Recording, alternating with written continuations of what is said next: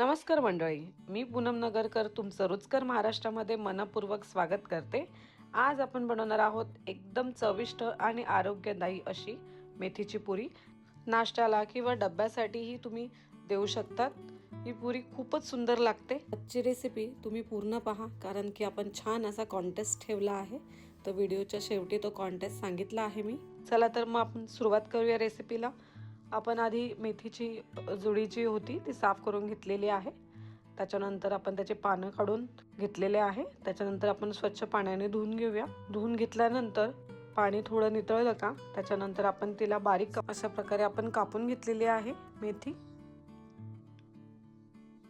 सर्व मेथी आपली कापून झाल्यानंतर आपण गव्हाचं पीठ घेतलेलं आहे। मी 2.5 कप गव्हाचं पीठ घेतलेलं आहे आणि अर्धा कप बेसन पीठ घेतलं आहे, आपलं चण्याचं पीठ। त्याच्यानंतर मीठ घातलं आहे चवीनुसार। त्यानंतर आपण तिखट घालणार आहोत।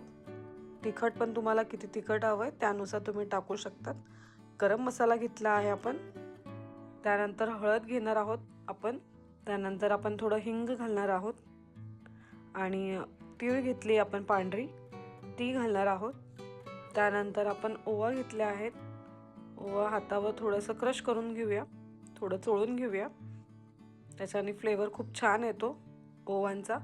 त्यानंतर आपण तेल घालणार आहोत त्याच्यामध्ये आणि आपण सर्व एकत्र मळून घेणार आहोत। जोपर्यंत मेथीचं पाणी आहे तोपर्यंत आपण मिक्स करून घेणार आहोत आणि नंतर लागल्यावर आपण वरतून पाणी घालणार आहोत। पीठ असं आपल्याला घट्टसर मळायचं आहे, पातळ मळायचं नाही आपल्याला, कारण की आपल्याला पुऱ्या लाटायच्या आहेत। तर त्याच्यामुळे आपण थोडंसं पीठ असं घट्टसर मळणार आहोत। मळून झाल्यानंतर आपण तेल गरम करण्यासाठी ठेवणार आहोत आणि एकीकडे आपल्या पुऱ्या आपण लाटायला घेऊया। तोपर्यंत तेल गरम होत आहे। या व्हिडिओवर मनापासून आणि क्रिएटिव्ह असा बेस्ट कमेंट करा आणि जिंका खास गिफ्ट।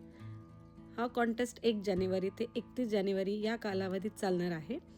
तुमचं कमेंटच ठरवेल विजेता, त्यामुळे तुमचं मत, अनुभव किंवा रेसिपीबद्दलची आवड नक्की लिहा। जितका युनिक आणि मजेशीर कमेंट तितकी जिंकण्यास जास्त संधी। आत्ताच कमेंट करा, व्हिडिओ लाईक करा आणि रुचकर महाराष्ट्रासोबत जिंकण्याची संधी मिळवा। हे कॉन्टेस्ट माझ्या सगळ्या व्हिडिओंसाठी आहे। तेल ऑलमोस्ट आपलं गरम झालेलं आहे आणि त्याच्यामध्ये आपण पुऱ्या अशा प्रकारे तळून घेणार आहोत। मेथीचे धपाटे आपण बनवतो, दशम्या बनवतो, पराठे बनवतो, तर थोडंसं वेगळं काहीतरी आहे हे। आपण मेथीच्या पुऱ्या पण बनवू शकतो। मेथी थोडी मी जाडसर ठेवली होती, तुम्ही याच्यामध्ये अजून बारीक करू शकतात किंवा तुम्ही थोडंसं जाडसर पण ठेवू शकतात।